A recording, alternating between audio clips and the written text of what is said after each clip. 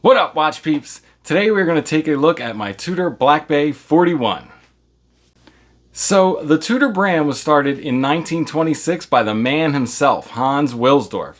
Tudor was and still is a sister company to Rolex, both companies being owned by the Hans Wilsdorf Foundation. Now, for some reason, I think that's cooler than Polo and Chaps or Fender and Squire. Maybe it's wishful thinking, but I think it's the intention of their difference that I jive with. The plan for Tudor was to use Rolex quality cases with off-the-shelf movements, thus keeping the cost down. And as someone who's more into the outward appearance of a watch and the build quality than I am concerned with the movement inside, I guess I just appreciate that. The Black Bay 41 was my first Tudor and I was instantly impressed with it. It really delivered on that promise of a high quality package with an easy and affordable to service movement inside. In fact, I've since picked up the Tudor Ranger, which might actually be my current favorite watch. I'm a tool watch guy. Divers and field watches are just kind of my jam. So since nobody trusts me enough to lend me any watches, no, I'm just kidding. This is once again my own watch, wasn't donated or lent into the channel. Speaking of which, if you enjoy the channel, subscribing is a huge help, always much appreciated. Do it. All right, let's get to it. I'm Pete, and we are chilling with watches.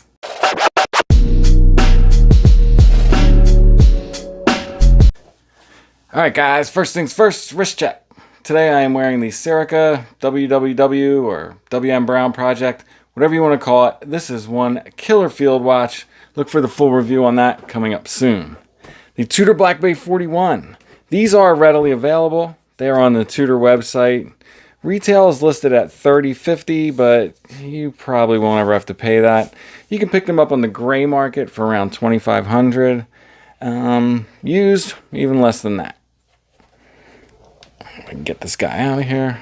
That is just one beautiful everyday all-arounder. Really well executed.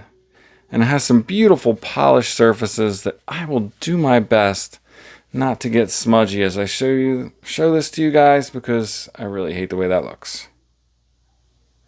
So the dial layout is your standard Black Bay affair, very reminiscent of the Rolex Submariner dial. And the handset is the snowflake handset that Tudor is quite well known for.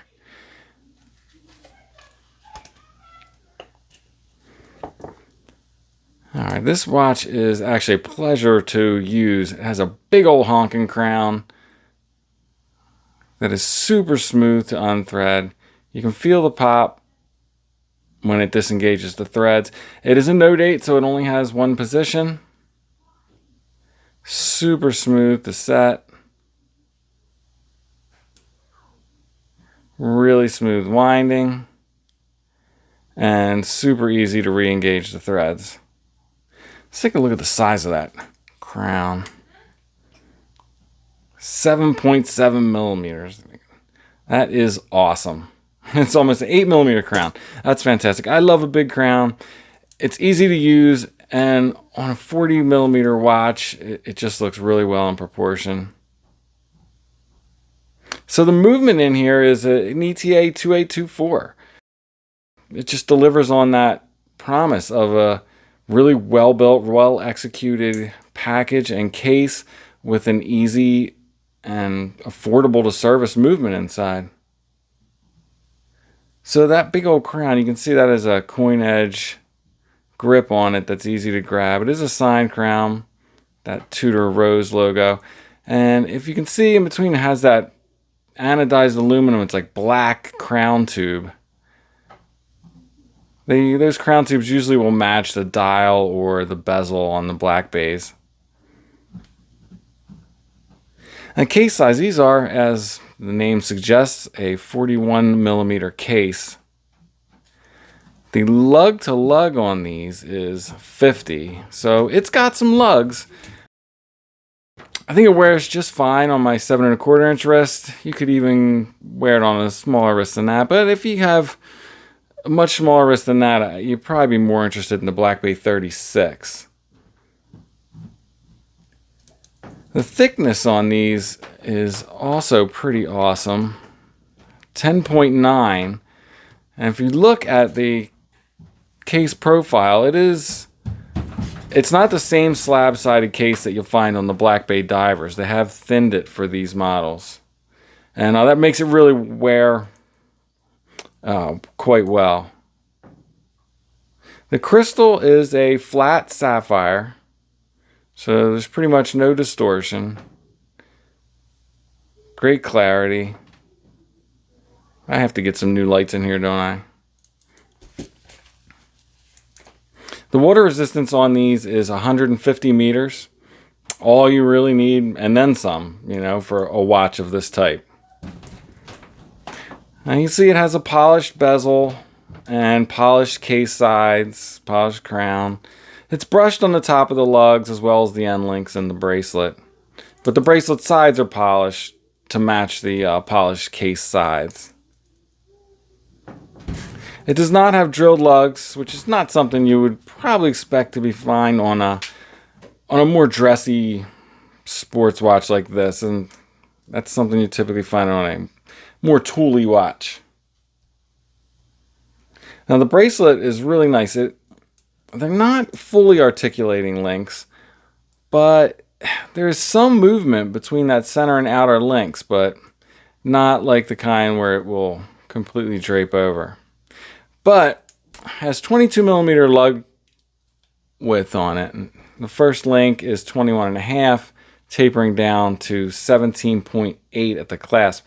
So you get that full 4 millimeter plus taper, which I really think is the signature of a good bracelet. It looks great. It makes it really easy, really comfortable, really easy to wear. And the clasp on this is also one of the highlights. You see it's polished, milled out clasp, of course, but if we look closely in here, you can see it has these ceramic ball bearings, and those catch in the indents you'll see on the release here and the safety fold over. And just the sound and feel of closing this is so premium. It's just one of the best feeling, nicest to use clasps I've ever handled.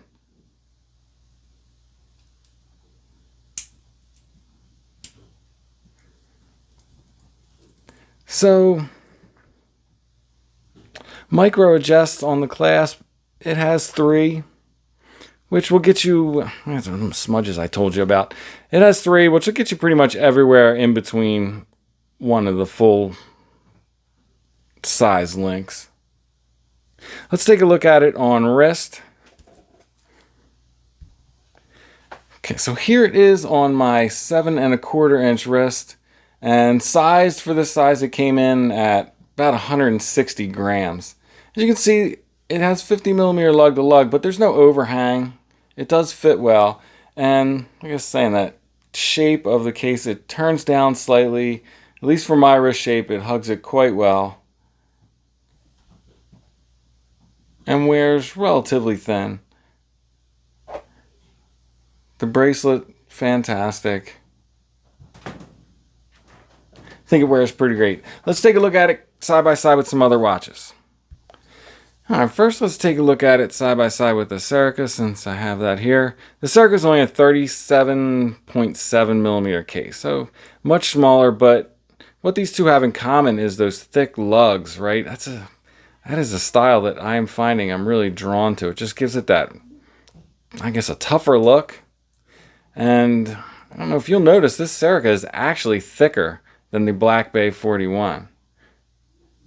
Now the Black Bay 41 has, part of that is the has that Rolex style case back, but it has no belly to it. It's really very flat. Came in at 10.9 millimeters. And before I forget, the last time I had this on a time grapher, it was running +3, so it's not an in-house movement, but man, can't complain about that.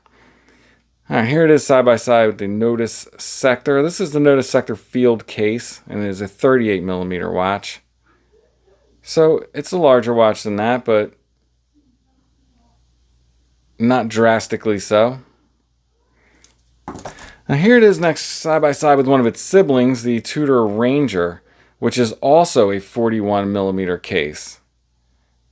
Difference being the Ranger has a larger dial, which at first glance gives it a slightly larger appearance, but the case on the Ranger, you'll see it has thinner lugs, and it's more contoured through here, which kind of cancels out that larger dial size, pretty much making these wear pretty the same. The Ranger is thicker because of that double domed crystal. Here it is side by side with an SKX because you have to. 42 millimeter diver, 41 millimeter sports watch. Not a tremendous amount of difference there, really. I mean, until you look at it sideways. It's a bigger, chunkier beast of a watch. The only other thing I am chilling with here today is this Casio or the GA2100. Drew a blank there for a second. I put the metal case on there because fun. All right, so there's only one thing left to do. Keep the loom. So it's really got a nice application of loom. Very legible. Those snowflake hands, super easy to read in the dark. Yeah, just a great application of loom. All right, let's flip the camera back around and wrap this thing up. All right, guys, that is it. The Tudor Black Bay 41. What do you guys think about this watch? Or what's your favorite Tudor watch? The Tudor Pelagos? Man, I want one of those so bad. All right, before I let you go, sneaker check. Just wearing some black Vans, but I am kind of excited on the sneaker front because I'm in a draw for some Jordan 3 Royals and some blue and orange SB Dunks. All right, I'm out. If it's not too much trouble, like, subscribe, and come back next time. Peace.